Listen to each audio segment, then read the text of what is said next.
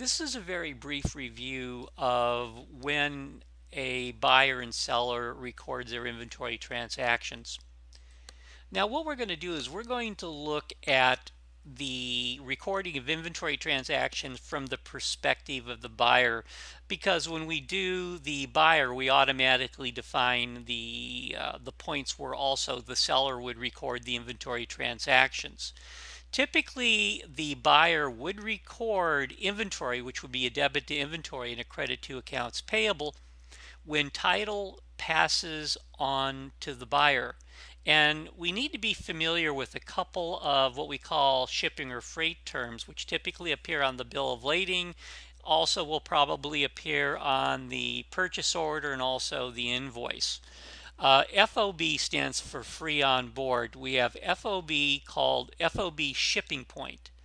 That's when the buyer takes title when the goods are delivered to the common carrier.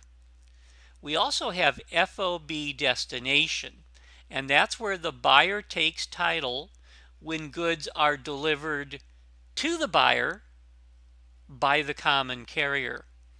Also, FOB also many times determines who's going to pay for freight.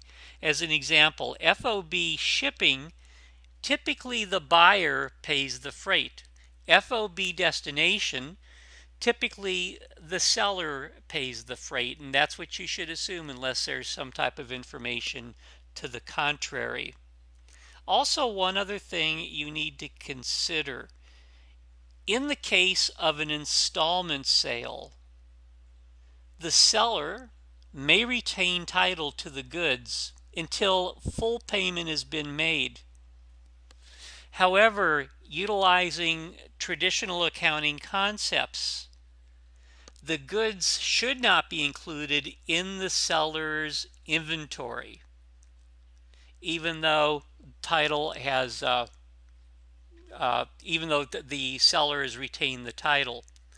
Okay, despite the retention of the title by the seller, the substance of the transaction is that the control over the goods has passed on to the buyer, assuming the seller has a reasonable expectation of payment.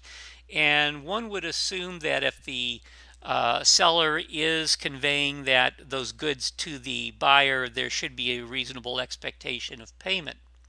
Okay, let's go on to the one question regarding recording inventory.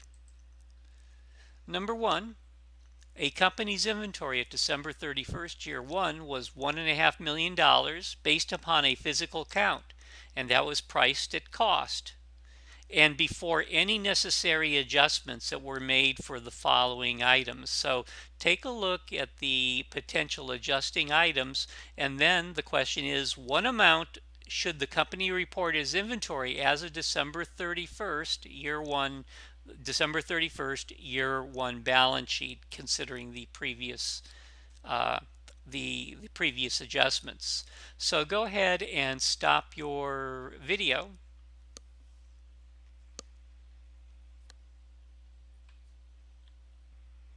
Okay, what should the company report as inventory on its December 31st year one balance sheet? The answer in this case is D, $1,710,000. If we take a look at the different line items here within the question, our inventory account showed a cost equal to $1,500,000.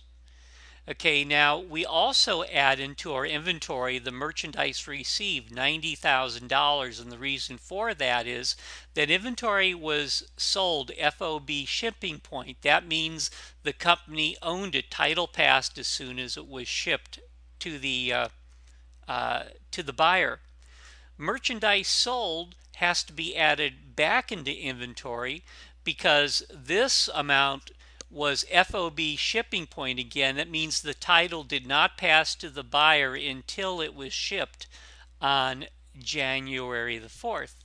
So the answer is $1,710,000. And that's all for your recording inventory review.